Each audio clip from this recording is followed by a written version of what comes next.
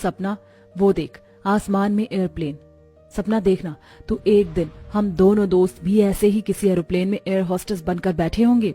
सही कहा तूने, अब तो हमने 12वीं भी पास कर ली है, बस रिजल्ट आ जाए, और जब तक रिजल्ट नहीं आ जाता मैं तो अपनी इंग्लिश ठीक करूंगी ताकि इंटरव्यू दे सकूं। इस तरह सपना अपनी दोस्त से एयर होस्टेस की बातें करती हुई घर आती है और वो देखती है कि उसके घर में शगुन का कुछ सामान रखा है और शांति अपनी बेटी के आते ही उसे गले से लगा लेती है। आ गई मेरी बच्ची, आज तेरा आखिरी एग्जाम था, अच्छा गया ना? हाँ माँ, पर ये सब क्या है? ये तो तेरी होने वाली सास देकर गई है। तेरा रिश्ता बहुत अच्छे घर में लगा है, तेरे ससुराल वाले बहुत अच्छे हैं। तेरा पति और ससुर सब्जी बेचने का काम करते और सास अचार बनाती, सभी लोग कमाते हैं। तू अपने छोटे से ससुराल में खुश रहेगी। पर माँ, तुम तो जानती हो ना, मुझे अभी शादी नहीं करनी, मुझे एयर होस्टेस बनना है। चुप कर, नौकरी करने की जरूरत नहीं है, हमने तुझे इतना पढ़ा दिया वही काफी है। और वैसे भी लड़कियां नौकरी नहीं घर संभालती हैं। अगर तूने ये शादी नहीं करी तो तू अपनी माँ का मरा हुआ मुंह देखेगी और अपने दिमाग से एयर होस्टेस बनने का सपना निकाल दे। ये बड़े लोगों के सपने होते हैं, ना कि हम जैसे छोटे लोगों के। इस तरह जबरदस्ती सपना की शादी बहुत जल्द रवि नाम के लड़के से करवा दी जाती है। पर ससुराल जाकर भी सपना अपने सपनों को नहीं भूलती और अपनी इंग्लिश ठीक करने में लगी रहती है। अरे सपना, जल्दी करो ना, घर में टोकरी में जितने भी प्याज और टमाटर रखे हैं वो सब लेकर आओ। ये लीजिए आपके अनियन और टोमेटो। अरे बहू, हम लोग तुम्हारे जितने पढ़े लिखे नहीं हैं, हमें इतनी इंग्लिश नहीं आती।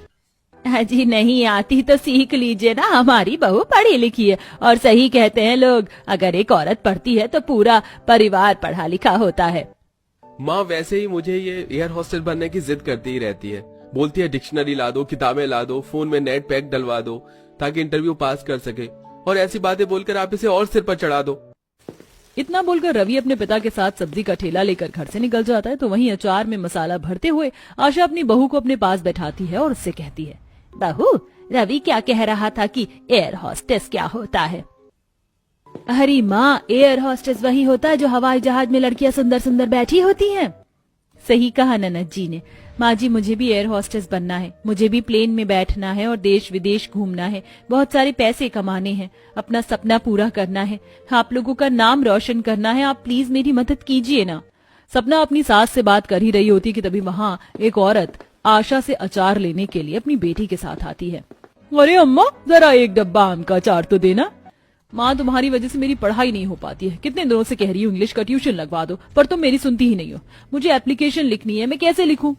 तुम्हें इंग्लिश की क्लास लेनी है तो मेरे पास आ जाना, मुझे इंग्लिश आती है, मैं करवा दूंगी तुम्हारा एप्लीकेशन। अरे वाह अम्मा, तुम तो बहुत पढ़ी लिखी बहू लेकर आई हो। पार्वती की बात सुनकर आशा को बहुत अच्छा लगता है और जब आशा देखती है कि उसकी बहू काफी तेज है और उसके कुछ सपने हैं, तो वह फैसला करती है अपनी बहू को एयर होस्टेस बनाएगी। और उसी दिन शाम को कुछ पैसे लेकर बाजार से इंग्लिश की किताबें लेकर आती है और फोन में नेट पैक भी डलवाती है। ये ले बहू, इसमें मैंने नेट पैक डलवा दिया, अब तो आराम से फोन चलाना, और ये ले किताब जो तूने मंगवाई थी। अरे भाग्यवान, ये तुम क्या कर रही हो? बहू को घर संभालने दो और उसे अपने साथ अचार बनाना सिखाओ ताकि बची हुई सब्जियां खराब ना हो। आप रहने दीजिए, अगर मेरी बहू एयर होस्टेस बनना चाहती है तो मैं बनवा कर रहूंगी, हमारे घर से भी तो कोई अच्छी नौकरी करे। आशा घर में किसी की नहीं सुनती और अपनी बहू का पूरा साथ देती है। ऐसे ही कुछ दिन बीत जाते हैं और एक दिन सपना से मिलने उसकी दोस्त दिव्या आती है। सपना, तेरे साथ तो बहुत गलत हुआ।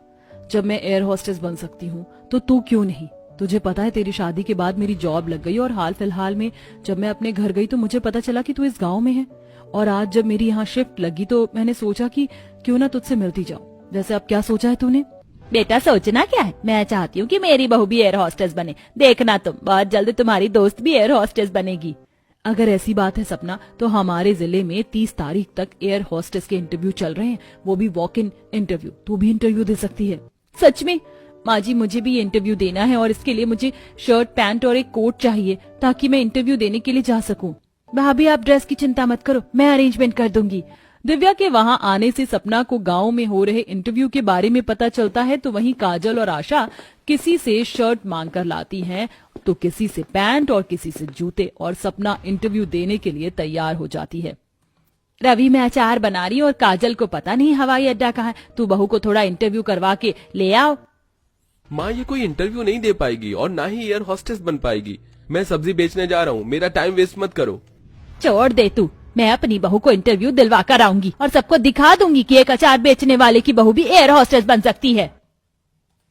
आशा इतना बोलकर अपनी बहू को इंटरव्यू दिलवाने के लिए जैसे ही घर से बाहर निकलती, आस पड़ोस की औरतें सपना को शर्ट पैंट में देख बातें बनाने लगती हैं। अरे आशा बहन, ये सब क्या है? तुम्हारा दिमाग तो ठीक है, बहू को नौकरी दिलवाने के लिए उसे इंटरव्यू दिलवाने जा रही हो। कल को तुम्हारी बेटी की शादी हो जाएगी तो घर कौन संभालेगा तुम्हारा?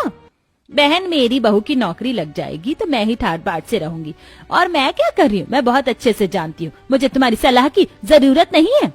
अरे छोड़ो, काकी अम्मा का दिमाग खराब हो गया है। आशा किसी की एक नहीं सुनती और अपनी बहू के साथ एयरपोर्ट के पास एक रेस्टोरेंट में जाती है जहां एयर होस्टेस के इंटरव्यू चल रहे थे। अब सपना इंटरव्यू देकर घर आती है और सारी बात अपनी सास और नंद को बताती है। माँ जी, आपको पता है मैंने अपना पूरा इंटरव्यू इंग्लिश में दिया है। इंटरव्यू वाले सर मेरी बहुत तारीफ कर रहे थे। मैंने इंटरव्यू तो क्रैक कर लिया है, अब बस मेरा मेडिकल रहता है। 10 दिन के अंदर मुझे अपना मेडिकल भी करवाना है, फिर मेरे पास मेल आएगी और फिर मैं ट्रेनिंग के लिए बाहर जाऊंगी, वो भी पूरे 2 सालों के लिए। ये तो बहुत अच्छी बात है। अब बहू तू अपनी डाइट का ख्याल रख, जब तक मैं थोड़ा सा अचार बना लेती हूँ। इतना बोलकर आशा अचार बनाने के लिए बैठ जाती है तो वहीं सपना अपना डाइट प्लान बना रही होती है। तभी वहां उसकी पड़ोसन अचार लेने आती है और अचार लेते हुए आशा को भड़काने लगती है। आशा बहन, अभी मौका है, बहू को इतना सर पर मत चढ़ाओ। बहू, तुम यहाँ अचार लेने आई हो या मुझे भड़काने? मेरी एक बात कान खोलकर सुन लो, जिस दिन मेरी बहू एयर होस्टेस बनकर प्लेन से उड़कर यहाँ आएगी ना, उस दिन तुम सबका मुंह बंद होगा। आंटी जी रहने दीजिए, मेरी माँ किसी की नहीं सुनने वाली। जब इनके सपने टूटेंगे ना, इन्हें खुद ब खुद अकल आ जाएगी। आशा लोगों की 10 बातें सुनकर भी अपनी बहू का साथ देती है। देखते ही देखते सपना अपना मेडिकल भी क्लियर कर लेती है और बहुत जल्द उसके फोन पर एक मेल आती है। माँ जी देखिए, मेरी मेल आई है। अगले महीने मुझे ट्रेनिंग के लिए अमेरिका जाना होगा और अमेरिका जाने का पूरा खर्चा कंपनी उठाएगी। माँ जी, मेरा सपना पूरा हुआ, अब मैं 2 साल बाद एयर होस्टेस बनकर आऊंगी। मुझे तो अपने कानों पर विश्वास ही नहीं हो रहा। एक अचार बेचने वाली सास की बहू एयर होस्टेस बन गई। बहू, तुमने तो हमारा नाम रोशन कर दिया। आशा, तुम बिल्कुल सही थी। हमारी बहू ने वो कर दिखाया जो हमारे पूरे गांव में अब तक कोई नहीं कर पाया। इतनी बड़ी खुशखबरी सुनकर पूरा परिवार इमोशनल हो जाता है और कुछ देर बाद जब गांव वालों को इस बारे में पता चलता है तो उनकी सोच भी बदल जाती है और जो लोग अब तक सपना के सपनों के रास्ते में आ रहे थे, आज वही उसकी तारीफ करते हैं। मैं तो जानती थी अम्मा तुम्हारी बहू एयर होस्टेस जरूर बनेगी। जैसी वो फर्राटेदार इंग्लिश बोलती है, मुझे तो पूरा यकीन था। अब बहू हो तो आशा बहन की तरह अब समझ में आया पढ़ी लिखी बहू होनी क्यों जरूरी है। अब अपने परिवार वालों के साथ गांव वालों से मिलकर सपना एयरपोर्ट पर जाती है और अमेरिका में जाकर 2 सालों तक एयर होस्टेस की ट्रेनिंग करती है और ट्रेनिंग खत्म होने के बाद एयर होस्टेस के कपड़े पहनकर अपनी पहली फ्लाइट अटेंड करती है। सर, आपकी ड्रिंक।